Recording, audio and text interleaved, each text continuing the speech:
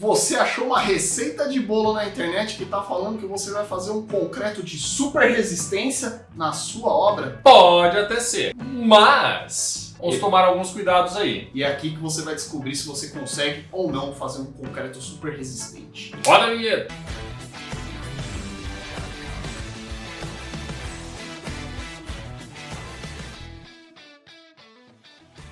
Salve, salve galera! Aqui é o engenheiro Danilo Schmidt. O engenheiro Alisson Ramayoli. E hoje trazendo para vocês um assunto bem legal a respeito de resistência de concreto. Especialidade aqui do nosso engenheiro Danilo, hein? Bateu uma salva de palma aqui pro profissional.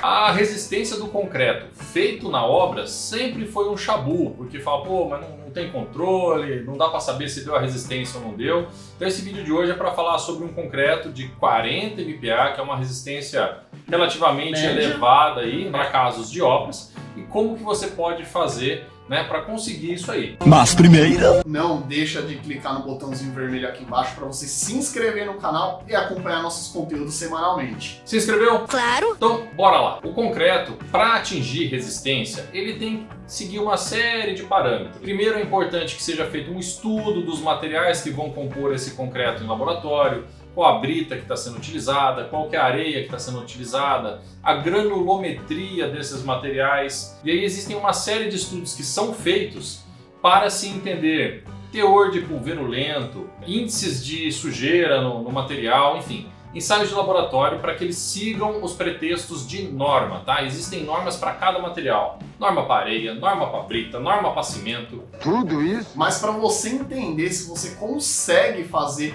um concreto desse na sua obra, você precisa primeiro entender quais são os recursos que você tem dentro da sua obra que vão te favorecer a conseguir fazer e atender essas características que o Danilo falou. E também qual a sua real necessidade para ter um concreto dessa resistência. Porque sim! Então primeiro vamos falar da necessidade. Se você tem a necessidade de um concreto de 40 MPa, porém o volume de concreto que você vai precisar é pouco, por exemplo, é para uma única coluna ou para uma viga, é um volume menor do que 3 metros cúbicos, que geralmente é o mínimo que é transportado num caminhão betoneira que viria de uma usina, às vezes vale mais a pena você falar com o seu calculista, ver se ele consegue mudar essa estrutura que utilizaria um concreto de 40 MPa, fazer ela maior ou eventualmente com mais aço, para que você não precise usar um concreto com essa especificação, porque é mais difícil. Isso é muito importante. Pensando nos recursos, pessoal, você precisa entender suas características. Se você tem uma obra pequena, onde, vamos dizer, a maior parte do concreto é de uma resistência menor, mais simples de ser feito, você não vai ter os recursos adequados, de, que nem o Danilo comentou, de laboratório, de ensaio, para você conseguir chegar nessa resistência de 40 MPa. Então, ou seja, obras onde você mexe o concreto ali na enxada, pode ser até mesmo numa betoneira de pequeno porte, talvez você tenha um pouco de dificuldade de conseguir essa resistência. É verdade. Contrapartida, se é uma obra de grande porte, onde você tem um volume muito grande desse concreto, existem obras, que inclusive eu acho que o Danilo já até citou aqui no canal, em que você tem laboratório dentro da própria obra, onde você faz todo o controle tecnológico do concreto na própria obra. Eu não sabia. Então vamos considerar que você está numa obra que tem os recursos necessários para que você possa dosar o concreto de 40 MPa na própria obra. Você tem lá o laboratório, você tem a equipe, você tem lá um supervisor, tá? Então vamos seguir isso. Tá bom. O primeiro passo seria a definição do traço. O que é um traço de concreto? Não sei. O traço de concreto é a receita do bolo. Quais os materiais que compõem aquele concreto? Quanto de cimento, para quanto de brita, quanto de areia, quanto de água, quanto de aditivos, Quanto de fermento. Bota isso no ar, não. e cumprir esse traço, principalmente. A partir do momento que você determinou os ingredientes, você tem que colocar aqueles ingredientes. Nada de colocar mais água no concreto, viu, seu Zé?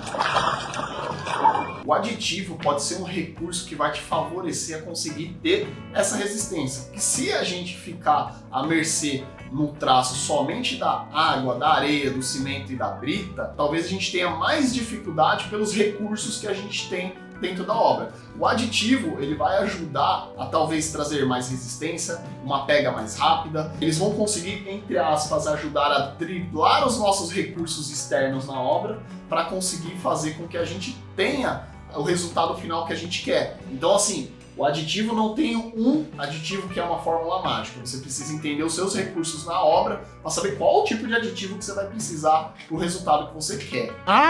E existem diversos tipos de aditivo. Existem aditivos aceleradores de pega, que faz o concreto endurecer mais rápido, assim como existem os retardadores de pega, que faz demorar mais para enrijecer. Tem os plastificantes, superplastificantes e hiperplastificantes. Plastificantes são aqueles aditivos que deixam mais fluido, mais mole. Então, às vezes, você precisa de um aditivo hiperplastificante para conseguir colocar menos água no seu concreto e assim aumentar a sua resistência. Se você já assistiu o vídeo que eu falo sobre como o concreto ganha resistência, passando no card aqui em cima, você vai ver que tudo é influência do fator AC, que é a proporção entre água e cimento. Então, colocar aditivos num concreto para fazer ele ter uma resistência maior é favorável e pode ser que te ajude inclusive a economizar. Obviamente que vai depender do volume de concreto que você vai precisar. Não adianta você querer comprar um aditivo para fazer 2, 3, 5 metros cúbicos de concreto, que daí já não compensa. Uma dica extra que você pode ter aqui no vídeo